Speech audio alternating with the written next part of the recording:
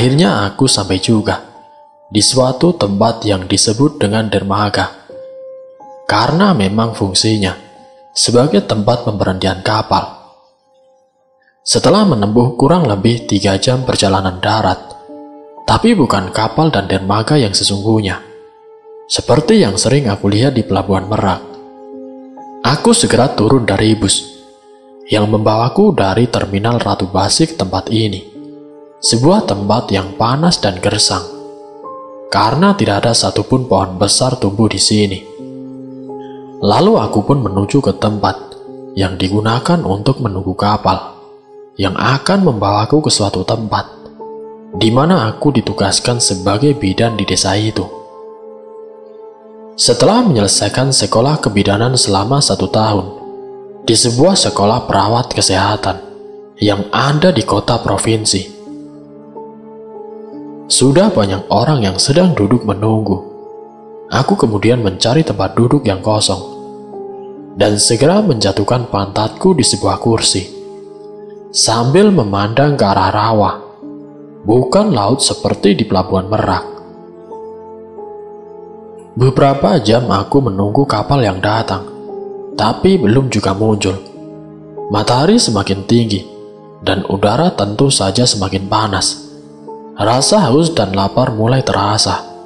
Perutku mulai keroncongan minta diisi. Aku tidak membawa bekal tadi sebelum berangkat, karena dikira tidak akan lama menunggu seperti ini. Aku hanya membawa 1 botol air mineral yang sudah habis diminum dari tadi. Mataku mengitari sekeliling dermaga, mencari penjual makanan dan minuman. Barangkali saja ada yang berjualan di tempat ini, karena memang sebuah tempat umum yang seharusnya banyak penjual. Tapi ternyata aku salah. Tidak terlihat ada 1 orang pun yang berjualan di sini. Aku lalu beranjak dari duduk, kemudian berdiri. Mungkin saja tidak terlihat olehku, karena aku tadi dalam posisi duduk. Kembali mataku memandang sekeliling tempat ini, tapi tetap tidak ada seorang pun penjual makanan dan juga minuman di sini. Aku pun kembali duduk, sambil menelan ludah yang terasa pahit. Namun tidak beberapa lama, datang seorang laki-laki, berperawakan tinggi besar, berusia sekitar 30 tahunan. Dia meminta uang kepada kami yang sedang duduk menunggu untuk ongkos kapal yang katanya akan datang sebentar lagi. Benar, sebuah kapal terlihat dari kejauhan menuju ke arah dermaga. Aku bernafas dengan lega. Akhirnya akan sampai juga di tempat tugas. Setelah beberapa jam lamanya, seperti berada di dalam oven, panas dan gerah. Aku mengernyitkan kening ketika kapal yang terlihat dari kejauhan itu sudah mendekat ke dermaga dan sangat jauh dari bayanganku. Dikira kapal seperti yang sering terlihat di Pelabuhan Merak, atau setidaknya seperti kapal cepat karena berukuran kecil. Kapal yang datang ini sebuah kapal otok yang kalau mesinnya dinyalakan akan berbunyi otok-otok. Mataku membeliak karena merasa kaget dengan apa yang terlihat. Ya Tuhan, sebenarnya aku berada di planet yang mana? Tentu saja aku sangat heran, karena baru pertama kali melihat dan naik kapal otok-otok seperti ini. Aku menarik nafas panjang, sambil bergumam dalam hati. Sebenarnya aku mau bertugas ke daerah mana? Kini satu persatu para penumpang naik ke kapal otok itu, termasuk aku di dalamnya. Kapal yang berukuran kecil harus menampung semua penumpang yang ada di dermaga. Jadilah kami hanya berdiri, berdesakan seperti ikan yang sedang dipepes, berjajar. Ingin rasanya aku menangis, tapi sudahlah. Perut terasa lapar, masih harus mencium bermacam aroma yang ada. Kejutan apalagi yang akan aku dapati selanjutnya? Menjelang maghrib, kapal yang aku tumpangi baru sampai di sebuah dermaga yang bentuknya sama persis dengan dermaga sebelumnya saat berangkat tadi. Hanya bedanya, di sini tidak ada tempat untuk menunggu kapal seperti yang ada di dermaga sebelumnya. Kini para penumpang turun satu persatu. Aku bernafas dengan lega. Akhirnya selesai juga perjalanan yang sangat menyiksa. Kedua kaki rasanya sangat pegal dan seperti mau patah. Karena selama dalam perjalanan yang begitu jauh, aku berdiri. Tidak sedikit pun bisa duduk, karena memang tempatnya yang tidak memungkinkan. Aku lalu berjalan ke atas, karena dermaganya terletak di bawah, dan berusaha menanyakan lokasi alamat desa tempat tugasku kepada seorang bapak yang kutemui. Penumpang yang lain sudah mulai pulang ke rumah mereka masing-masing.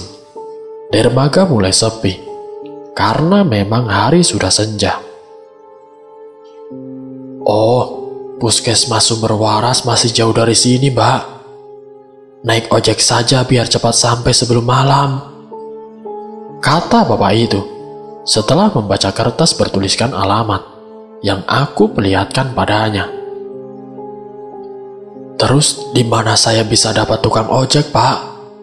Aku bertanya. Bapak itu lalu menoleh ke kiri dan kanan, mencari tukang ojek untuk mengantarku ke tempat tujuan. Sebentar, Mbak. Nanti juga lewat sini ojeknya. Mungkin masih pada ngantar yang pulang tadi, kata si bapak. Setelah beberapa waktu, tidak ada ojek yang lewat. Hari mulai gelap. Hanya tinggal beberapa orang saja yang masih berada di dermaga. Mungkin mereka sedang menunggu jemputan atau menunggu ojek sepertiku. Aku mulai merasa khawatir karena berada di tempat asing sendirian tanpa orang yang aku kenal. Dan saat aku mulai gelisah, tiba-tiba datang seseorang mengendarai sepeda motornya mendekat ke arah kami. Nah, Mbaknya naik ojek ini saja, biar cepat. Nanti keburu malam, Mbak, kata si bapak. Iya, Pak. Terima kasih banyak ya, Pak. Aku pun segera naik ojek itu. Setelah bapak tadi memberitahu alamat Puskesmas Sumber Waras yang menjadi tujuanku kepada abang ojeknya. Aku tidak tahu jalan mana saja yang sudah kami lalui, karena hari sudah malam dan keadaan sepanjang jalan terasa gelap. Hanya cahaya lampu dari sepeda motor yang menerangi jalanan. Jalan yang kami lalui masih berupa tanah. Sepanjang jalan hanya kebun dan semak belukar. Tidak satupun kendaraan yang berpapasan dengan kami. Aku sama sekali tidak pernah membayangkan akan ditugaskan di tempat seperti ini. Menurutku daerah yang sedang kulalui adalah sebuah hutan. Ada rasa khawatir yang datang tiba-tiba. Pak, apa Puskesmas Sumber Warasnya masih jauh? Tanyaku penasaran. Karena perasaanku, kami sudah menempuh perjalanan lumayan jauh, tapi belum sampai juga di tempat yang kami tuju. Lumayan, Mbak. Puskesmasnya ada di ujung desa, jawab bapak tukang ojek. Aku menarik nafas panjang. Ya Tuhan, sebenarnya aku ini sedang berada di belahan bumi yang mana? Mimpi pun aku tidak pernah. Sama sekali tidak pernah terpikirkan olehku sebelumnya. Jika ternyata ada dunia nyata seperti ini. Badanku rasanya remuk. Semua tulang seperti terlepas dari engselnya. Lelah, letih, dan entah apalagi namanya untuk menggambarkan betapa aku sudah tidak berdaya. Mbak, sudah sampai, Mbak. Ini Puskesmas Sumber Warasnya, kata bapak tukang ojek, membuatku sedikit sumringah. Oh, iya, Pak. Terima kasih, jawabku sambil turun, lalu membayar ongkos ojek yang dia minta. Setelah itu si bapak langsung pergi. Aku lalu menuju salah satu bangunan yang ada di sebelah kiri puskesmas. Sepertinya perumahan pegawai. Hanya lampu petromak yang aku lihat sebagai penerangan. Assalamualaikum. Aku mengucapkan salam sembari mengetuk pintu. Waalaikumsalam. Terdengar suara orang menjawab salam dari dalam. Tidak lama pintu terbuka. Tampak seorang ibu berusia sekitar 40 tahun muncul dari balik pintu. Disusul dua orang anak laki-laki dan perempuan berusia sekitar 10 dan 6 tahunan. Ada apa, Mbak? Mbak siapa? Tanya si ibu, yang belakangan aku tahu dia bernama Bu Narti, istri dari Pak Warno, staf TU Puskesmas Sumber Waras yang menempati perumahan puskesmas tersebut. Saya Penny, Bu. Saya bidan desa yang baru. Maaf mengganggu. Saya kemalaman di jalan. Tadi lama menunggu ojeknya. Jawabku sambil memperkenalkan diriku. Oh, ayo, mari masuk, Mbak, kata Bu Narti, seraya menggandeng tanganku, mengajak masuk ke rumahnya. Bu Narti lalu mempersilahkan aku untuk duduk. Pak, Bapak, ini loh ada Mbak Penny, bidan baru yang mau tugas di sini, kata Bu Narti, setengah berteriak memanggil suaminya. Beberapa menit kemudian, muncul dari dalam seorang bapak berumur sekitar setengah abad. Dia lalu duduk di sebelah Bu Narti. Saya Warno, staf TU Puskesmas, Mbak, kata Pak Warno, memperkenalkan dirinya. Kami lalu berbincang sebentar, saling berkenalan. Pak Warno sudah 1 tahun dinas di Puskesmas Sumber Waras. Dia dan istri serta kedua orang anaknya menempati perumahan puskesmas. Kata Pak Warno, Desa Pasar Batang, desa yang nantinya akan aku tinggali, terletak di lokasi yang berbeda. Masih harus menempuh perjalanan sekitar 3 jam lagi dari Puskesmas Sumber Waras. Malam ini Mbak Penny tidur di perumahan dokter saja dulu. Kebetulan Dokter Ahmad sedang pulang. Ada 2 orang perawat yang juga tinggal di sana. Besok pagi-pagi baru diantar ke Desa Pasar Batang, kata Pak Warno.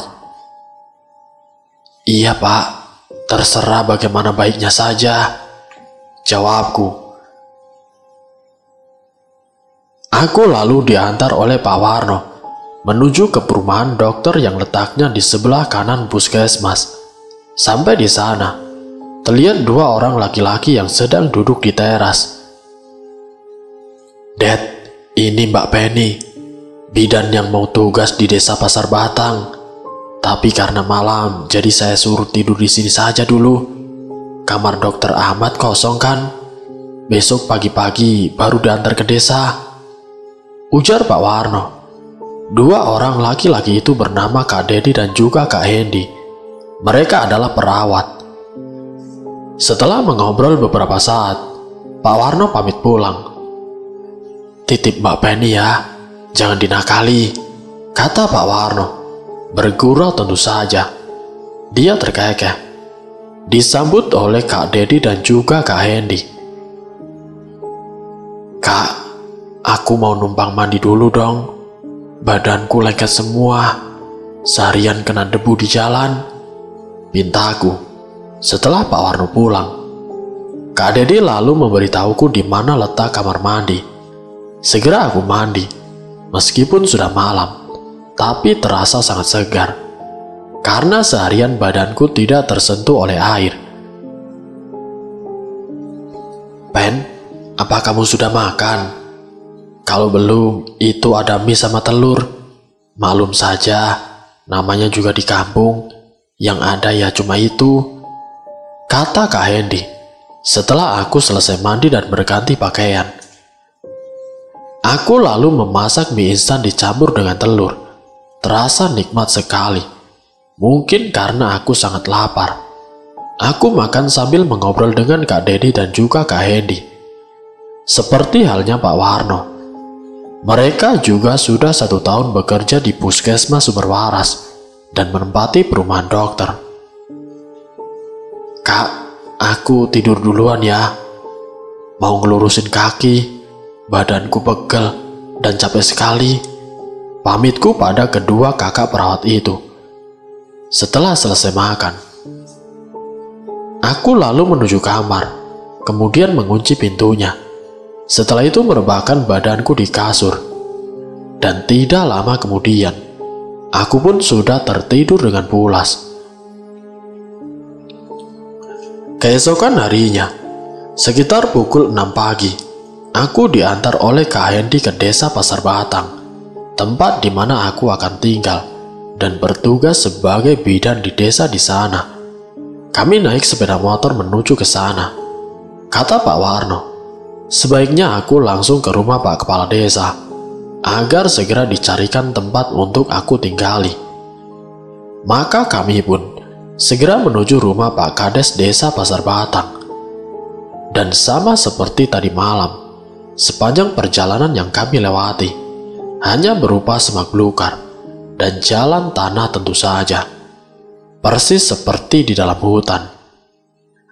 Aku seperti sedang berada di alam mimpi, karena baru mengetahui ada tempat seperti ini, bahkan melihat dengan mata kepalaku sendiri. Apakah masih jauh, Kak? Tanyaku kepada Kak Hendy, karena penasaranku.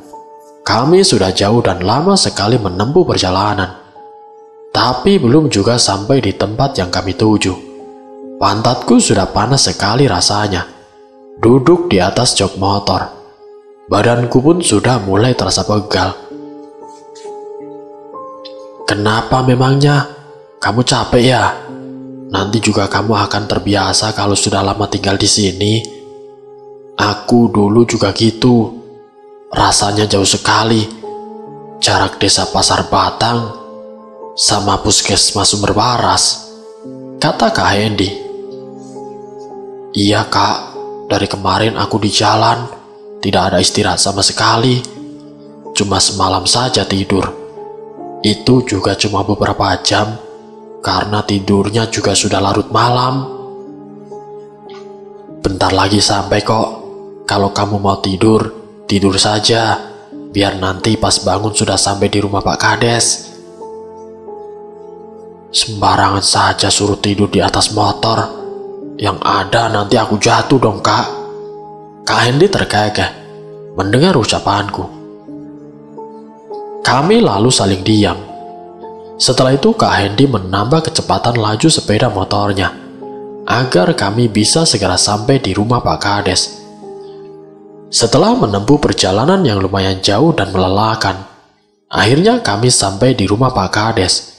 Sebuah rumah yang sederhana dengan cat dinding berwarna hijau. Assalamualaikum. Kami mengucapkan salam bersama seraya mengetuk pintu.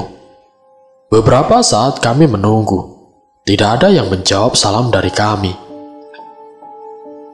Kak, mungkin tidak ada orangnya. Sepi sekali, ujarku. Kak Hendy lalu berusaha melihat ke dalam melalui kaca jendela. Setelah itu dia menoleh ke kiri dan kanan, mungkin mencari orang yang bisa ditanya. Assalamualaikum. Kembali Kak Hendy mengulang mengucap salam dengan suara yang lebih keras, juga sambil mengetuk pintu.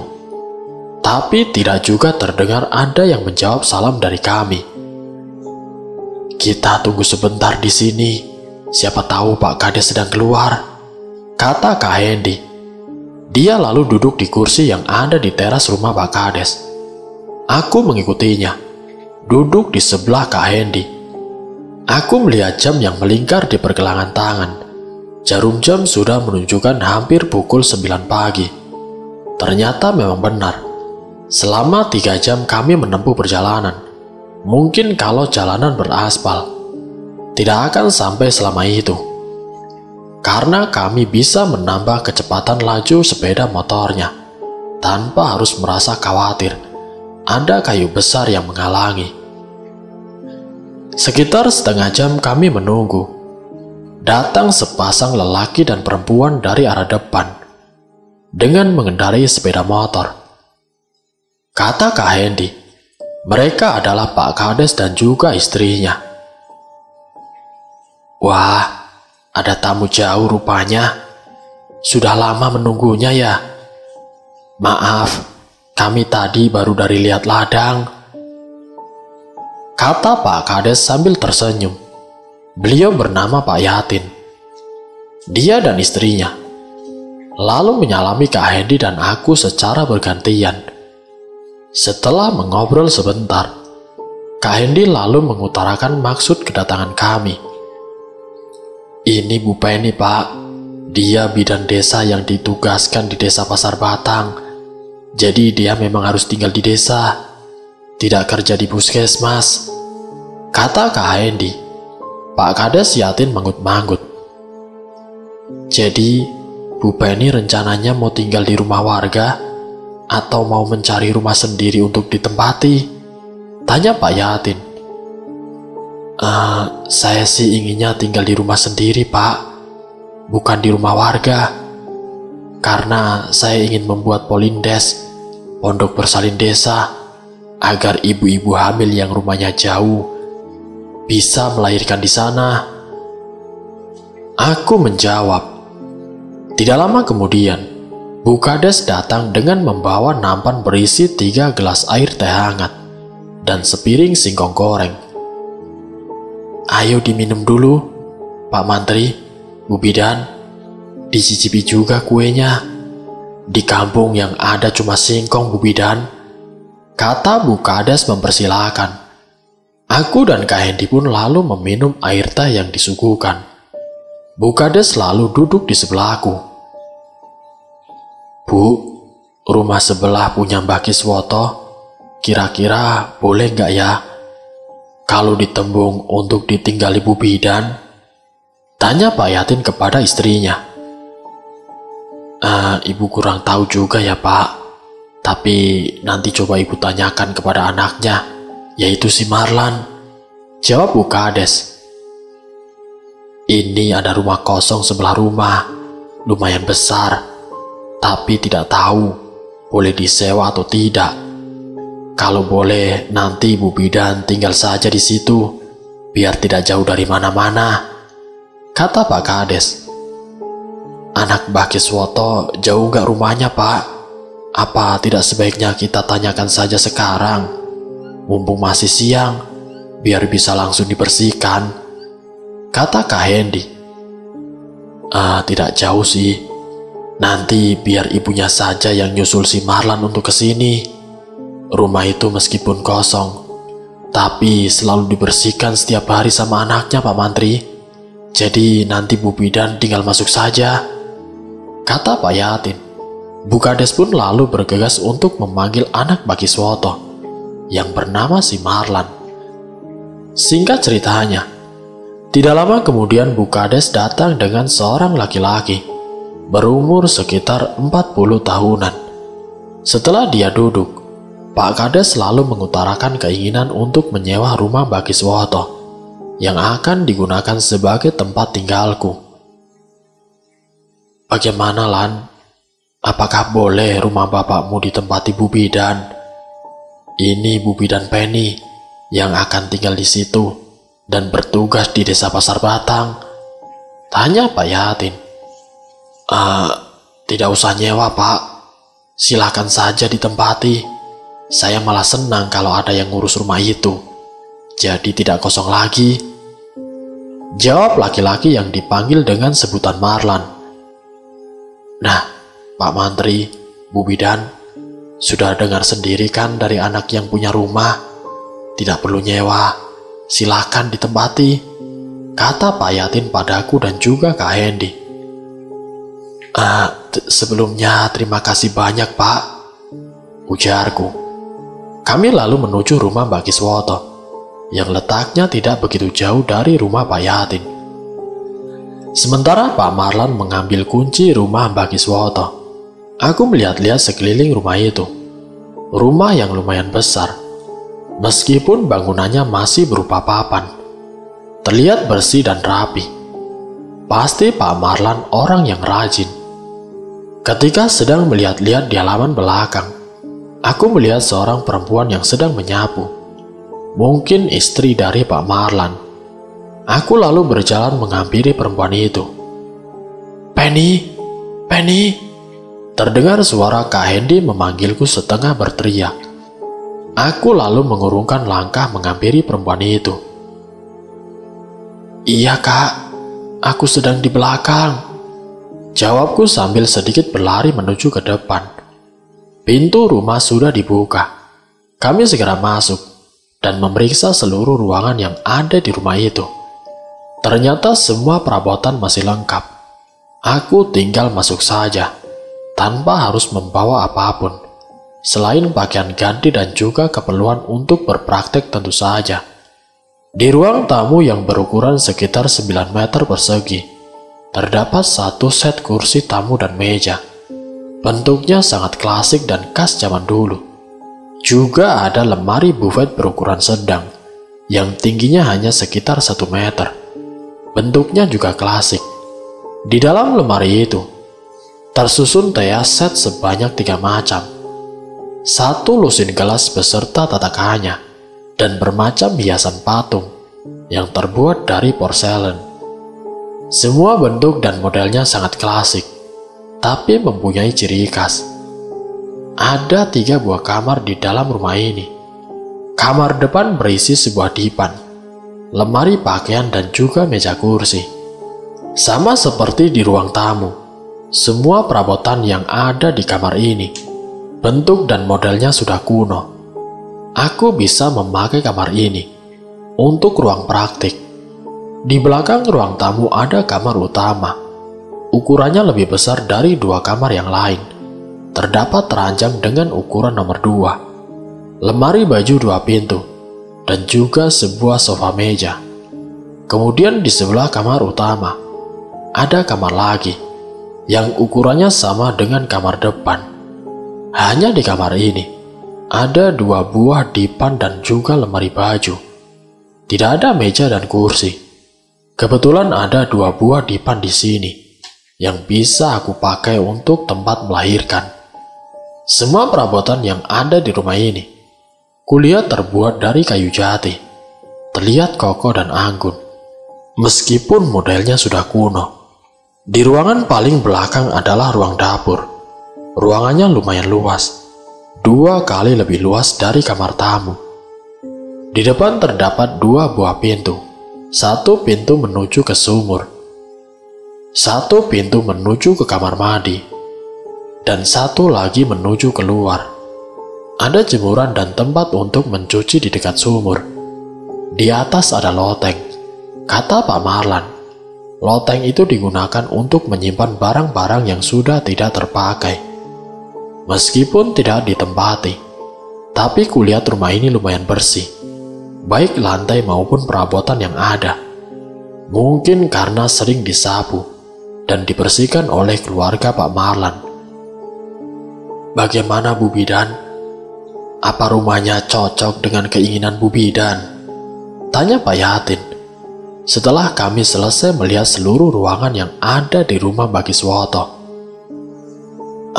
Iya Pak, sepertinya saya cocok dengan rumah ini," jawabku antusias. "Syukurlah kalau Bu Bidan cocok dengan rumah ini.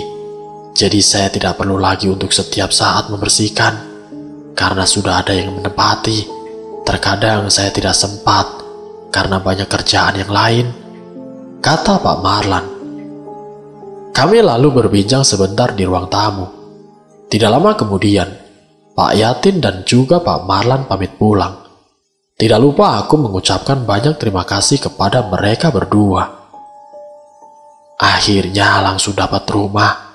Enak lagi, sudah tinggal masuk, kata Kak Hendy. Iya Kak, alhamdulillah. Tapi nanti aku ikut lagi ke puskesmas induk ya, pintaku kepada Kak Hendy. Mau ngapain lagi? Mau bon obat dan segala macamnya untuk keperluan aku praktek di sini, Kak. Itu sih gampang. Kamu tulis saja. Nanti aku kasih kepada Pak Warno sama Dokter Ahmad. Kalau sudah dapat, nanti aku antar ke sini lagi. Daripada kamu bolak-balik, malah capek, kata Kak Hendy. Oh, ya sudah kalau begitu, Kak. Makasih banyak ya, Kak. Sudah bantuin. Sebentar ya, Kak. Aku mau ke kamar mandi dulu. Aku lalu beranjak dari duduk menuju ke belakang. Saat tiba di dapur, aku melihat sekelebat bayangan di luar karena pintunya yang terbuka. Dengan rasa penasaran, aku menuju ke pintu, lalu melihat keluar. Tapi tidak kulihat siapapun di luar. Mungkin tadi aku salah lihat. Aku lalu menutup pintu itu dan menuju kamar mandi. Penny, aku pulang dulu ke puskesmas ya. Takut hujan, nanti malah tidak bisa pulang. Mana ada catatan barang sama obat yang kamu butuhkan, kata Kak Hendy. Setelah beberapa saat kami selesai mengobrol. Oh iya, Kak, sebentar aku tulis dulu ya, ujarku. Aku kemudian menulis nama beberapa macam obat dan barang yang aku butuhkan untuk keperluanku membuka praktek di desa Pasar Batang. Ini, Kak, beberapa obat sama barang yang aku perlukan untuk praktek di sini, kataku sembari menyerahkan selembar kertas berisi catatan nama obat kepada Kak Hendy. Kak Hendy lalu membaca tulisan di kertas itu sekilas. Dia kemudian pamit pulang ke puskesmas Sumber Waras. Aku mengantarnya sampai pintu depan. Begitu Kak Hendy pulang, aku langsung membereskan barang-barang yang aku bawa, menyusun dan menata baju di dalam lemari baju yang ada di kamar tidur tengah. Karena aku berencana, aku akan menempati kamar itu. Setelah selesai, aku segera ke belakang, akan memasak air dan memasukkannya ke termos, agar ketika ada tamu yang berkunjung, aku tidak perlu lagi merebus air untuk membuat minuman. Sampai di dapur, aku mendengar suara kerekan timba. Di rumah ini masih menggunakan sebuah sumur yang dikerek dengan timba. Seperti ada orang yang sedang mengambil air. Terdengar sangat jelas di telingaku. Aku mengernyitkan dahi. Tidak jadi menyalakan kompor minyak. Siapa yang sedang menimba air? Segera aku melangkah ke arah sumur dan membuka pintu belakang. Tapi tidak terlihat siapapun di sana. Kuperhatikan kerekan timba itu. Embernya pun tidak bergerak. Padahal tadi terdengar sangat jelas di dekat. Hanya terhalang sebuah pintu untuk keluar masuk. Tidak mau memikirkan hal itu lebih lama. Aku segera menyalakan kompor minyak untuk merebus air. Setelah air masak, aku berencana akan pergi ke warung untuk membeli keperluan makanku. Aku langsung memasukkan air yang sudah mendidih ke dalam sebuah termos, lalu mematikan kompornya. Setelah itu aku lalu pergi ke warung untuk membeli persediaan makanan. Sebelumnya aku mampir ke rumah Pak Yatin untuk menanyakan lokasi warung ada di mana. Bu, maaf, di sini yang ada warung di mana ya, Bu? Tanyaku kepada Bu Kades yang sedang duduk di teras. Oh, itu yang rumahnya paling ujung jalan ini, Bu. Mau saya antar nggak? Tawar Bu Kades. Tidak usah, Bu. Terima kasih. Biar saya sendiri saja, sambil jalan-jalan dan lihat keadaan di sini, jawabku sambil berlalu dari rumah Bu Yatin menuju ke warung. Sekitar 150 meter, aku pun sudah sampai di warung. Bangunan warungnya lumayan besar, dan kulihat menjual bermacam barang dagangan. Aku lalu membeli beras, minyak tanah, minyak makan, gula, kopi, teh, garam, bumbu dapur, mie instan, dan beberapa macam makanan kecil, serta kue-kue. Ibu penjual warung terlihat agak heran karena aku berbelanja sebanyak itu. Maaf mbak, mbaknya orang baru ya? Belanjanya banyak amat. Sepertinya mbak baru datang. Memang mbak tinggal di mana mbak? Tanya ibu penjual warung setelah menghitung jumlah semua belanjaanku. Belakangan aku tahu dia bernama Bu Legi. Aku tersenyum. Iya bu, saya baru datang tadi pagi. Saya bidan yang akan bertugas di desa ini bu. Jawabku menjelaskan. Wah, alhamdulillah kalau sudah ada bidan di sini. Jadi kalau saya mau suntik KB tidak usah jauh-jauh ke puskesmas Sumberwaras. Bu Legi lalu memasukkan semua barang belanjaanku ke dalam sebuah kardus, kecuali minyak tanah. Oh iya, Bu Bidan tinggal di mana?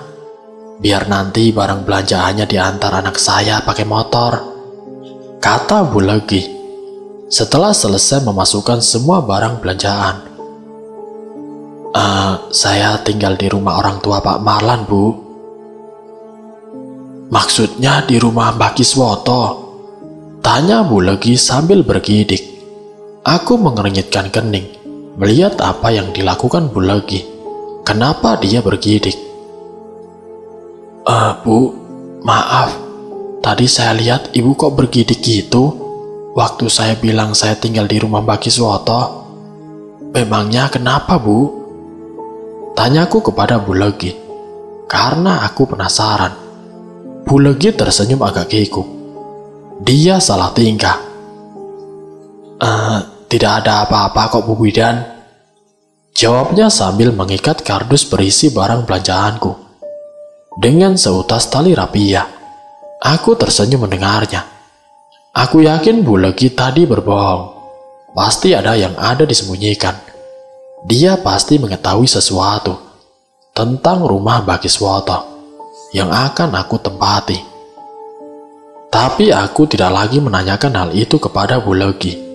Mungkin saja dia tidak ingin mengatakan hal itu pada aku. Oh, saya kira ada apa, Bu? Kalau begitu, saya permisi pulang dulu ya, Bu. Kataku sambil membawa jerigen berisi minyak tanah dan keluar dari warung Bu Legi. Iya, Bu Bidan. Nanti barangnya biar diantar anak saya ke rumah Mbak Kiswoto, kata Bu Legi. Sepanjang perjalanan, aku masih memikirkan apa yang dikatakan oleh Bu Legi. Saat Bu Legi bergidik, waktu aku bilang aku tinggal di rumah Mbak Kiswoto, ada apa dengan rumah itu? Apa yang sebenarnya terjadi di rumah itu? Sesampainya aku di halaman depan rumah Mbak Kiswoto, aku melihat seorang perempuan yang sedang menyapu di halaman belakang rumah. Itu adalah perempuan yang tadi aku lihat waktu pertama kali datang ke sini. Siapa dia sebenarnya? Apa dia istrinya Pak Marlan? Bu Bidan, sudah pulang dari warung ya? Tanya Bu Kades. Dia berjalan menghampiriku. Di tangannya membawa sebuah kantong plastik yang langsung diberikan padaku. Begitu dia sampai di dekatku. Iya Bu, baru saja sampai. Loh, apa ini Bu? Tanyaku sambil menerima kantong plastik berwarna hitam itu. Ini singkong sama ubi Bu. Tadi saya ngambil di belakang rumah, jawab Bu Kades. Makasih ya Bu, kok malah ngerepotin? Ayo main ke rumah baru saya Bu, kataku sembari terkekeh. Bu Kades ikut terkekeh mendengar candaan dariku. Setelah ku buka kunci pintunya, kami lalu masuk ke rumah. Silahkan duduk Bu, saya mau naruh minyak sama plastik ini dulu ke belakang, ujarku sambil berjalan menuju ke dapur. Iya Bu Bidan. Aku lalu menaruh jerigen berisi minyak tanah di sudut ruangan dapur, sedangkan plastik berisi singkong dan ubi pemberian Bu Kades ku taruh di dekat tungku. Setelah itu aku bermaksud akan kembali ke depan. Namun sesaat, Tiba-tiba aku melihat sekelebat bayangan di sumur. Aku tertegun sejenak. Itu bayangan siapa? Apa ada orang di luar? Aku lalu membuka pintu yang menuju ke sumur. Tapi tidak ada siapapun yang kulihat di sana. Aku merinding. Bulu kuduku berdiri. Cepat-cepat aku masuk lagi dan menutup pintunya. Lalu kembali ke ruang tamu, menemui Bu Kades. "Bu, maaf ya, saya tidak buatin minum. Gula sama tehnya belum diantar, Bu," kataku. Lalu duduk di samping Bu Kades. "Tidak apa-apa, Bu Bidan. Tidak usah repot-repot. Seperti tamu jauh saja," ujar Bu Bidan. Kami lalu mengobrol, saling memperkenalkan diri masing-masing. Dari cerita Bu Kades, aku tahu kalau dia dan Pak Kades sudah sekitar 40 tahunan tinggal di desa Pasar Batang. Sejak mereka masih anak-anak, mereka dulu ikut dengan orang tua masing-masing bertransmigrasi ke sini. "Berarti desa Pasar Batang sudah ada cukup lama ya, Bu? Tapi masih banyak sekali hutan di sini," kataku. "Oh, itu karena yang punya lahan tidak mau garap, Bu. Jadinya terbengkalai. Kalau saja masyarakat desa sini mau garap lahan mereka, pasti sudah tidak akan ada hutan lagi. Bapaknya anak-anak sudah sering ngajak masyarakat agar mau garap lahan mereka.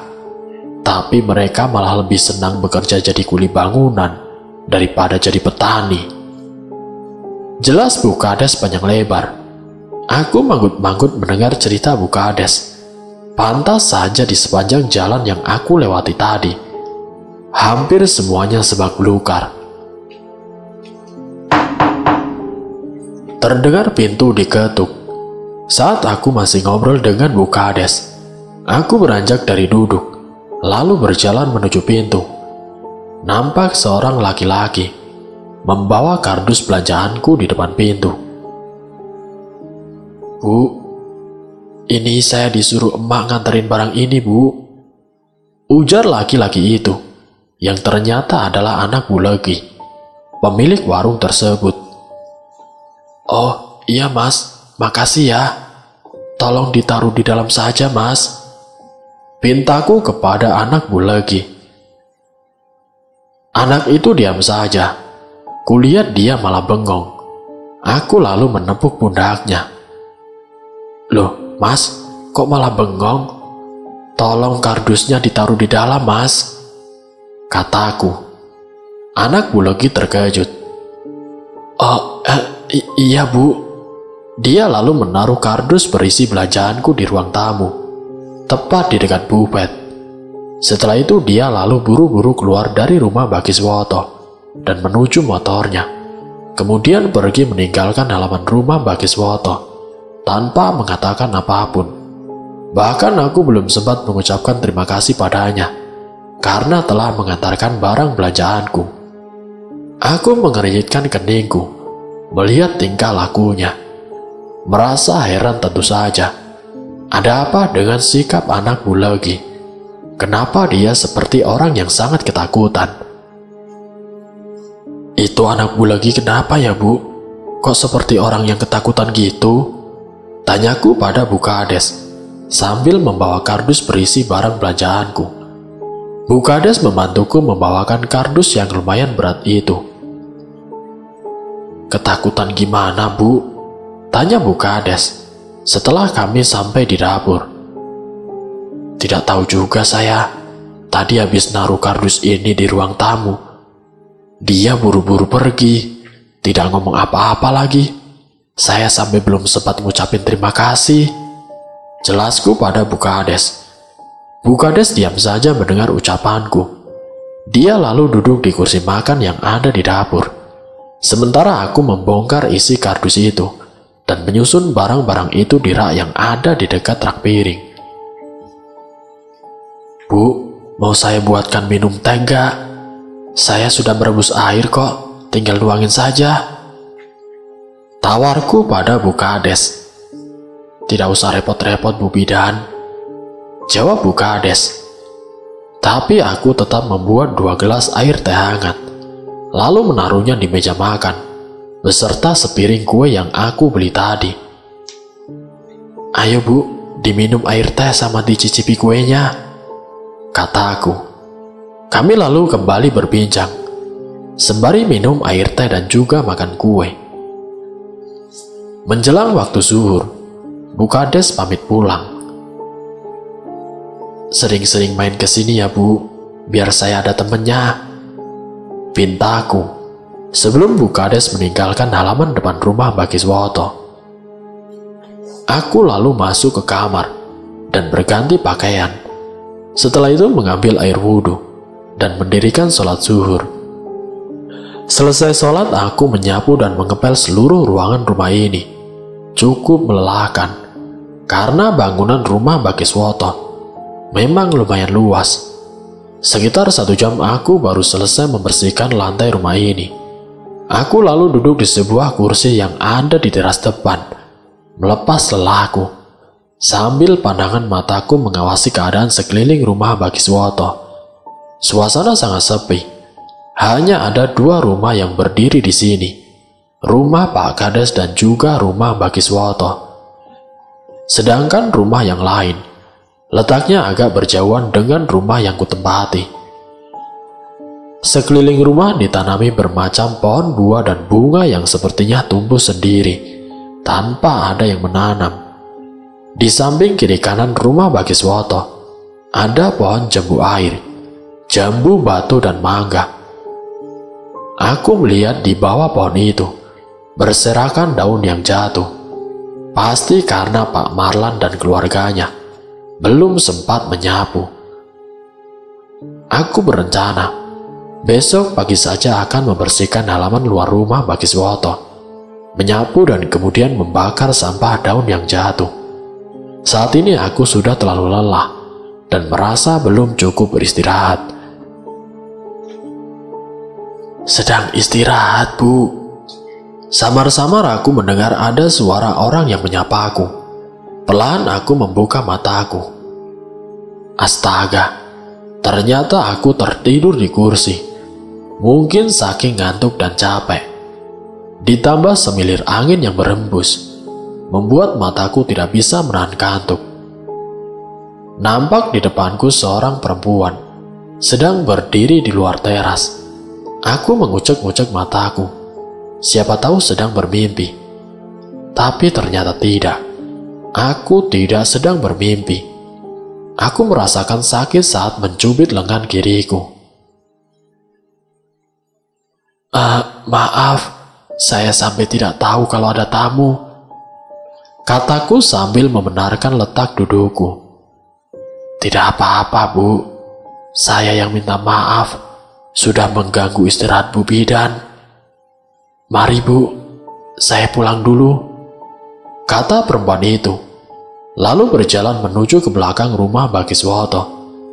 Sebelum aku sepenuhnya sadar, berarti di belakang rumah ini ada rumah lagi. Syukurlah kalau begitu. Berarti aku tidak hanya tinggal berdua dengan rumah Pak Kades, tapi dia itu siapa? Seperti perempuan yang menyapu halaman belakang rumah ini tadi pagi. Meskipun aku tidak melihat wajahnya, tapi baju yang dipakai perempuan tadi sama dengan yang dipakai oleh perempuan yang aku lihat sedang menyapu di belakang rumah tadi. Apa rumah Pak Marlan ada di belakang rumah ini? Terus dari mana dia tahu kalau aku adalah seorang bidan? Bukankah aku belum memperkenalkan diriku? Selain kepada Pak Kades dan istrinya, juga Pak Marlan.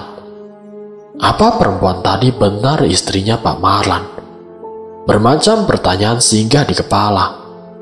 Karena rasa penasaran, aku bangkit dari duduk dan berjalan ke belakang rumah, bermaksud akan mengikuti perempuan itu. Aku ingin tahu dia itu siapa dan tinggal di mana. Tapi ketika sampai halaman belakang, aku tidak melihat lagi sosok perempuan itu. Aku berusaha mencari dengan mengedarkan pandangan ke seluruh sudut yang ada di halaman belakang rumah Bagiswoto. Tapi nihil hasilnya. Aku tidak melihat siapapun di sana. Sejenak aku tertegun ketika melihat ada bekas sapu lidi di tanah di bawah pohon coklat yang tumbuh di halaman belakang.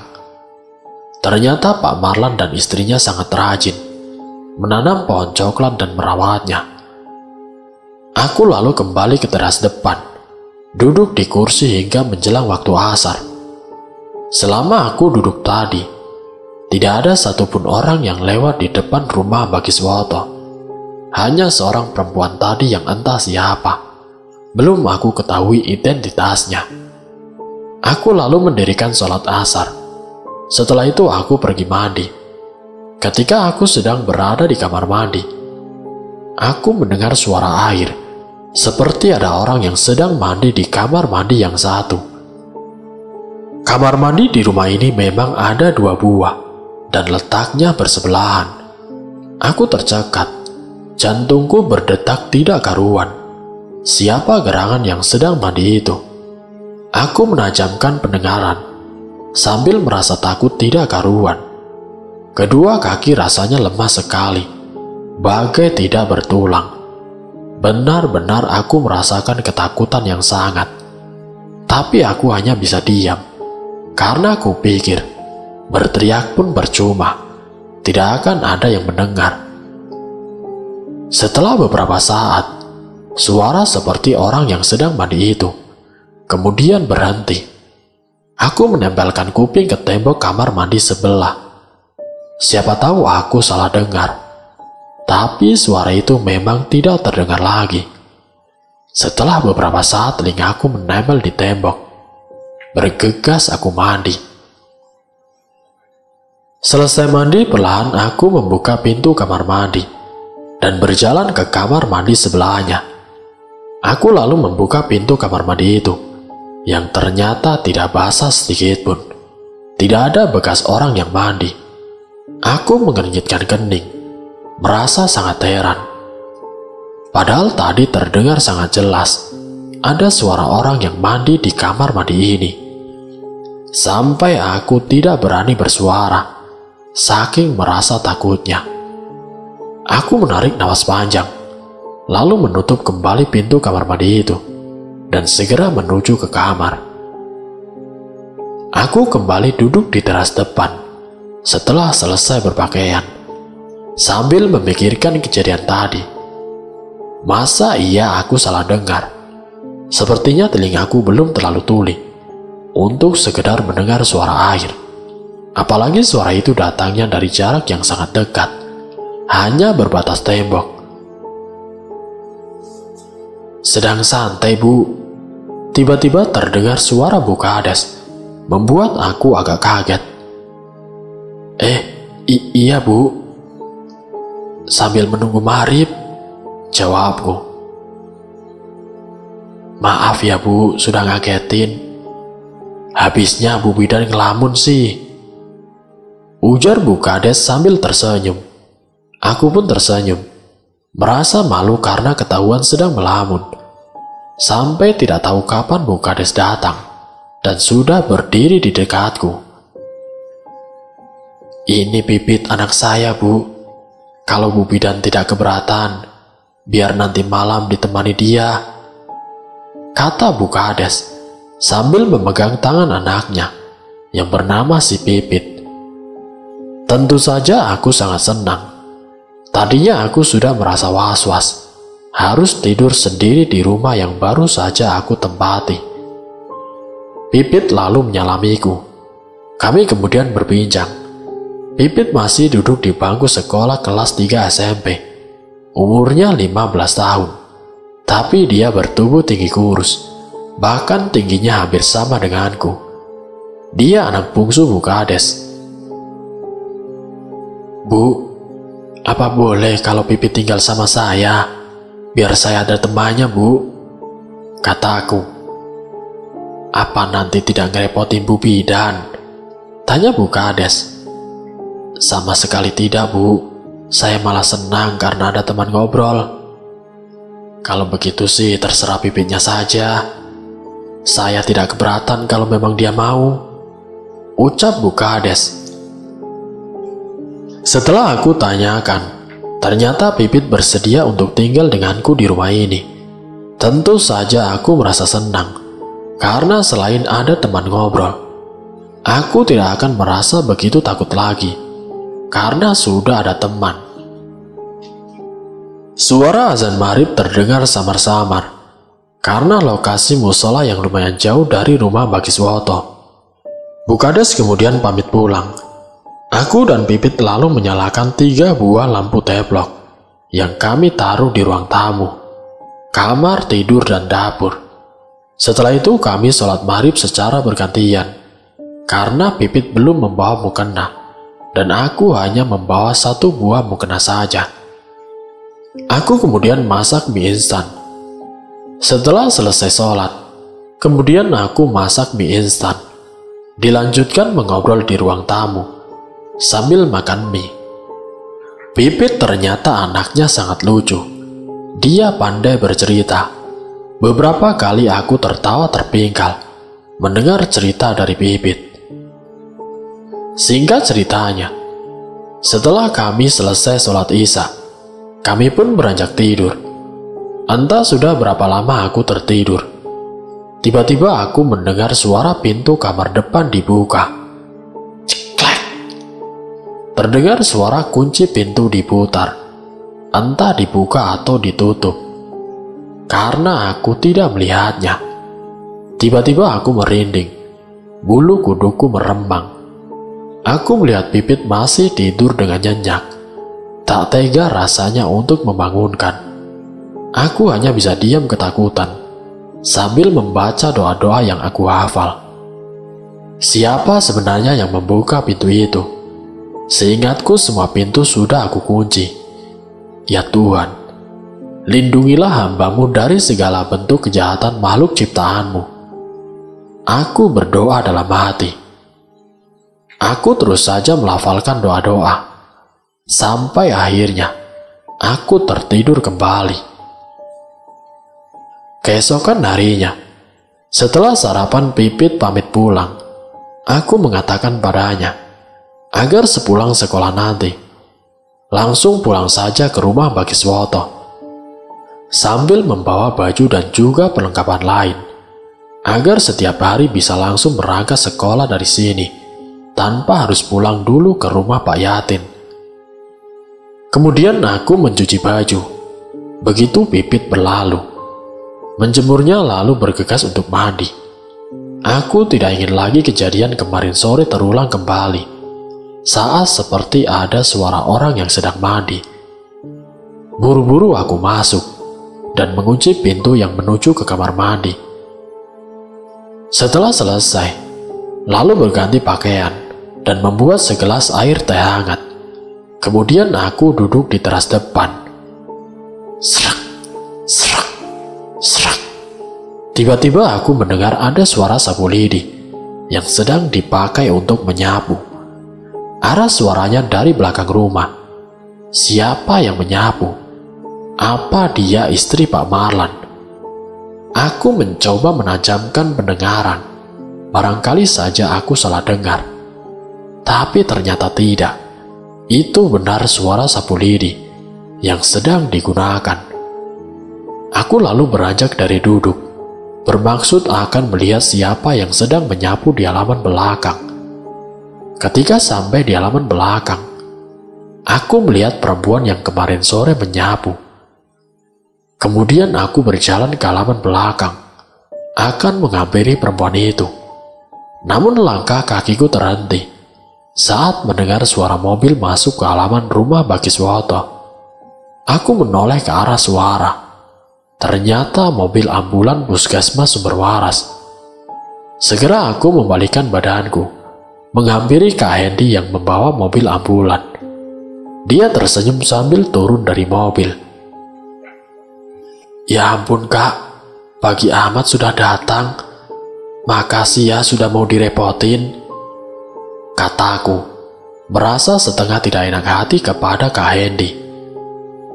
Tidak apa-apa Pen, mumpung sempat dan mobilnya tidak sedang dipakai, jawab Kak Hendy.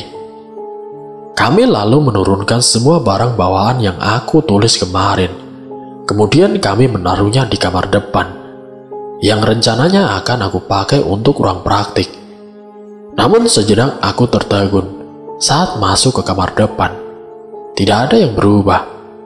Spray yang menutupi kasur pun masih terlihat rapi. Jadi siapa yang masuk kamar ini semalam? Atau hanya pendengaranku saja? Pen, ini ditaruh di sebelah mana?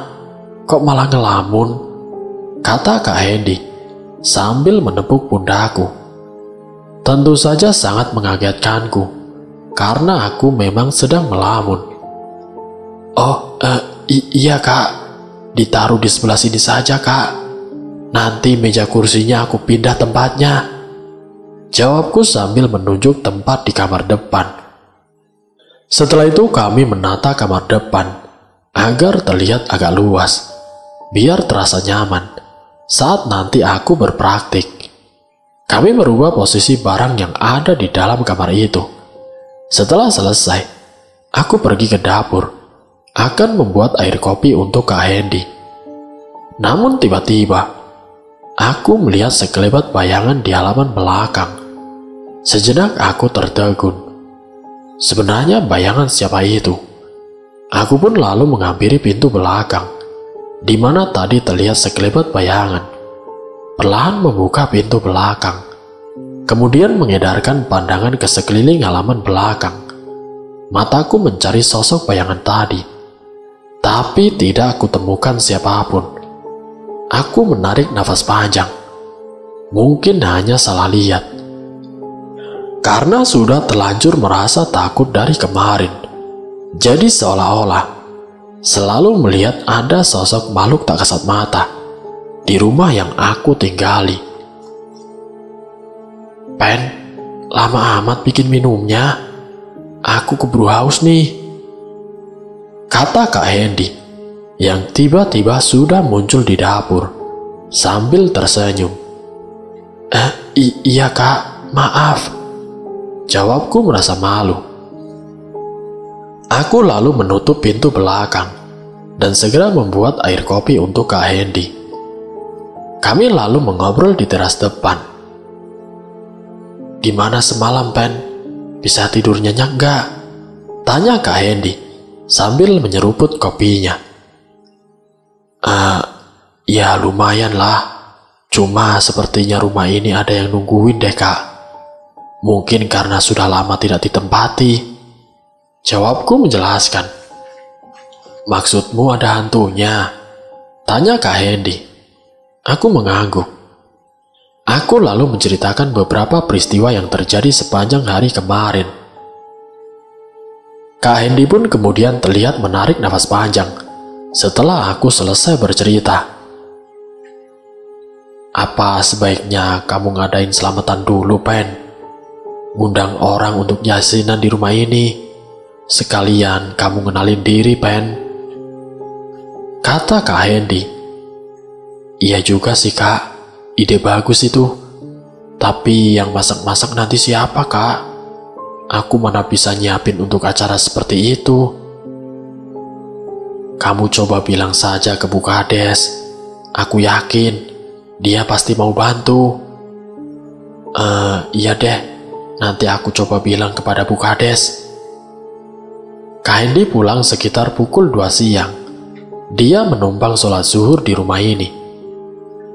Aku lalu memasak mie rebus campur telur untuk kami makan siang, karena hanya itu makanan yang bisa aku masak. Sepulangnya Kak Hendy, aku langsung ke rumah Bu Kades. Aku ingin membicarakan soal acara selamatan rumah Mbak Kiswoto yang tadi aku dan Kak Hendy bicarakan. Assalamualaikum. Aku mengetuk pintu rumah Pak Yatin sembari mengucapkan salam. Beberapa saat aku menunggu, tapi tidak ada yang membuka pintu itu. Apa Bu Kades masih di kebun? Pipit juga belum pulang sekolah. Sudah hampir jam 2:30. Aku lalu duduk di teras sambil menunggu. Barangkali saja ada orang yang akan membuka pintu. Aku melihat sekeliling rumah Pak Yatin. Suasananya sepi sekali, sama seperti suasana di rumah Bagiswoto. Kenapa desa Pasar Batang lama sekali majunya? Padahal menurut cerita Bu Kades kemarin, desa ini sudah ada sejak lebih dari 40 tahun.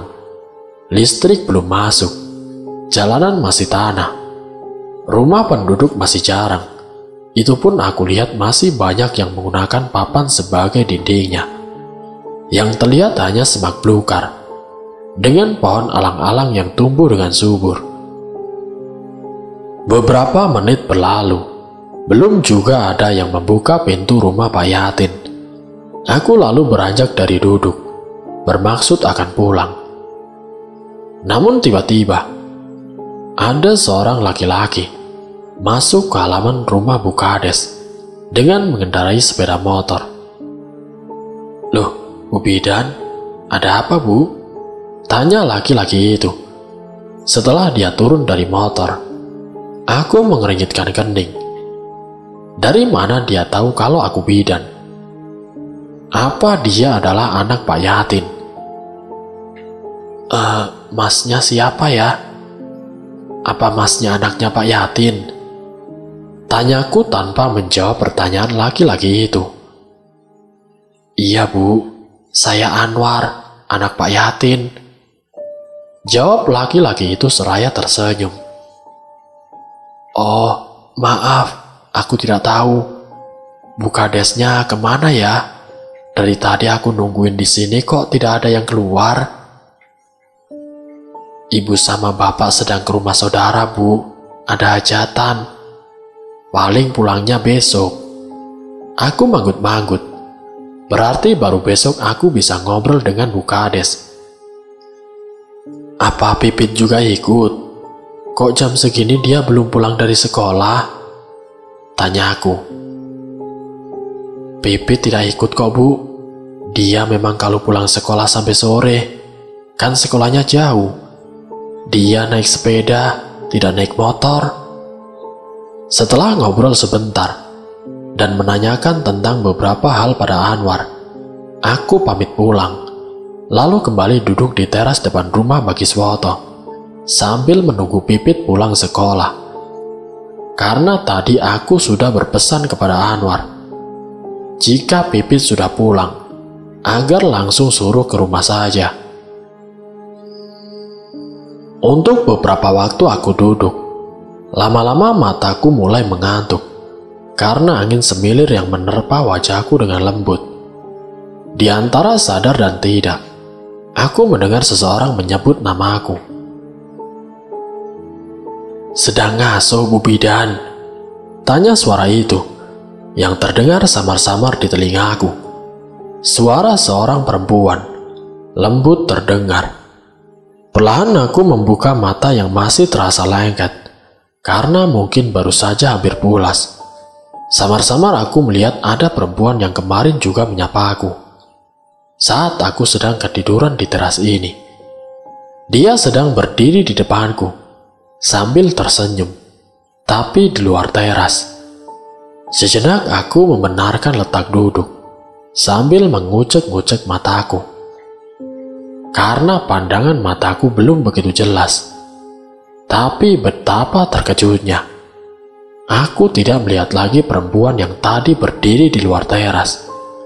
Aku lalu segera beranjak dari duduk dan melihat ke halaman samping, karena aku pikir kalaupun perempuan tadi sudah berlalu, pasti belum jauh, karena baru beberapa detik ketika tadi aku membuka mata.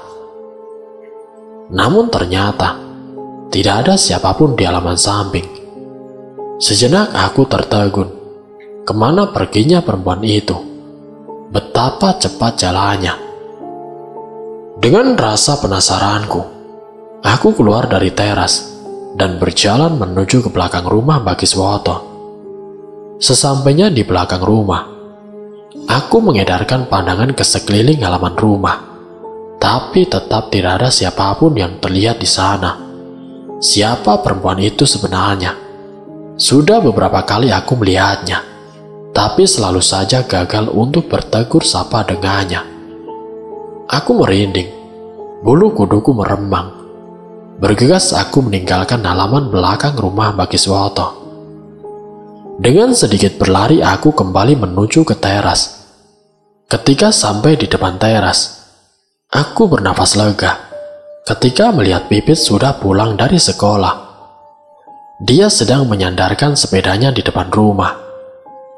Aku lalu memanggil dan memberi kode padanya agar segera datang ke rumah Bagiswoto. Pipit menganggukkan kepala sebelum dia masuk ke rumahnya. Aku lalu kembali duduk di kursi teras sambil menunggu Pipit datang. Pipit baru datang dengan membawa 2 buah kantong plastik berisi baju ganti dan juga perlengkapan lain, seperti sikat gigi, bedak, hand body, dan entah apa lagi. Aku lalu menyuruh agar barang bawaannya ditaruh di dalam kamar tidur kami. "Pit, kamu sudah makan belum?" tanyaku begitu aku melihat dia sudah selesai merapikan barang bawaannya. Pipit tersenyum. "Belum, Bu," jawabnya malu-malu. "Ya sudah, makan dulu sana. Ibu sudah masakin nasi, tapi belum ada sayur karena tidak tahu mau beli sayuran di mana. Tapi ada telur sama mie kok," kataku. Kami lalu ke dapur. Pipit kemudian menyalakan kompor. Dia lalu mengocok sebutir telur. Sementara aku mengambil air wudhu karena sudah masuk waktu asar. "Pit, kalau mau beli sayur di mana sih?" tanya aku. Kami sedang duduk di teras depan. "Kalau ibu biasanya belanja di pasar, Bu." "Memangnya pasarnya di mana, Pit?" "Di dekat puskesmas Sumberwaras, Bu."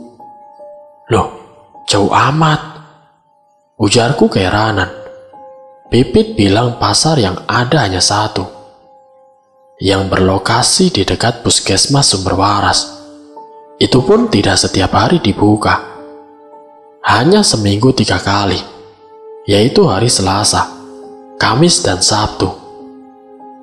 Jadi biasanya mereka yang berbelanja akan membeli untuk stok selama 3 hari ke depan. Sedangkan yang ada di tiap desa hanya warung kecil.